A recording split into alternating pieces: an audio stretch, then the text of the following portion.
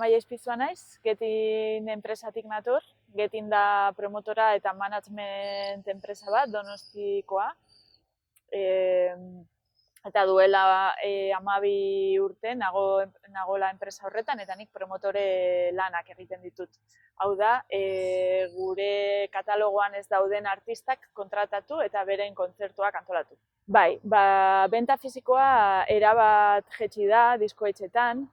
Guk ez dugu diskoetxe lanak egiten Getinen, baina erabat jotzen digu merkatuaren aldaketa hau gure lanean. Ze benta digitala erabat hilo da, azkeneko 15 urtetan 95% iloera izan du, eta aldiz benta fisikoa jetxi. Horrek esan nahi du artista guztiak daudela plataformatan eta gu promotore bezala eta manager bezala oso adi egoten gara azkeneko tendentziekin eta artista berriak entzuteko eta ikusten badegu interesgarriak direla fitxatzeko. Abantaila asko ditu eta desabantailak ere. Sare sozialetan, eta sare soziala nahaztuko nuke ere streamingaren tendentziarekin, ze sare sozialak bihurtu dira ere musika helarazteko plataformatan, ez bakarrik komunikatzeko, baizik eta musika erakusteko. Eta nik esango nuke artistentzat dela eskaparate itzela, ez? Sare sozialetan jartzea zure musika, orain TikTok ari da batez ere nabarmentzen, hor zure showcaseak egin ditzakezu, prelizak ere jar ditzakezu, eta horren ondorioz nabarmentzen da batzutan artisten ikusgarritasuna.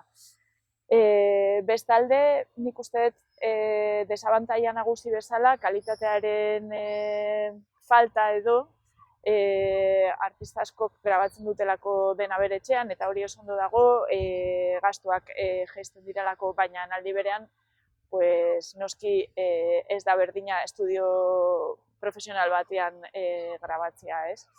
Bai, hori da guztion erronka, nik uste dut gizartearen erronka dela.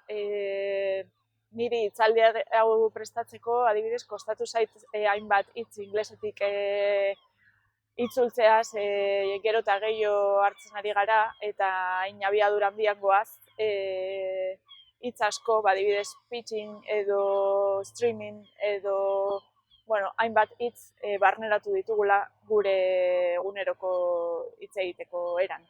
Eta guztion erronka da bilatzea hitz horrek baduen edo ez hitz bat euskeraz, ez?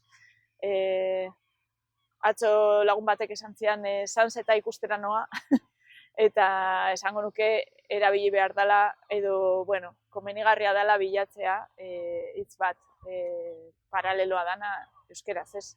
Bestela galduko dugu gure nortasuna laizter.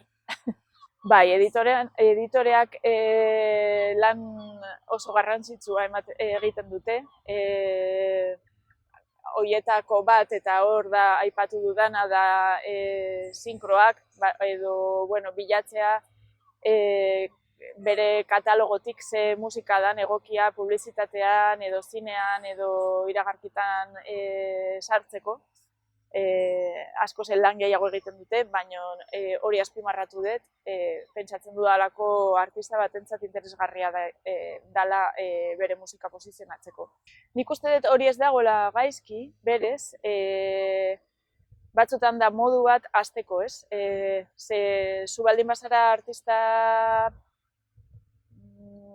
gazte bat edo artista bat hasten ari dana, zaila da hastea, nora zoaz, nondik hasten zara. Orduan askok jotzen dute internetera eta hortik hasten dira. Eta zerbait egiten badute deigarria dana edo bisibilitatea lortzen duna, gero etorriko da igual diskoetxe konbentzional bat zure bila. nik esango nuke importantea dela jarraitzea beti, ez? Abesti bat ez baldin badauka bizibilitatea, jarraitzea beste bat egin. Hilo, salseatu. Importantea da ere autoprodukzio mundu horretan jakitea pauso guztiak. Informazioa poterea da eta dena egiten baldin badakizu, gero ondo borrokatuko dituzu zure eskubideak diskoetxe konbentzional batean, ze jakingo duzu nola masterizatzen den, zeinek masterizatzen duen, nola egiten da postprodukzio bat, eta hori informazio oso garrantzitsua da.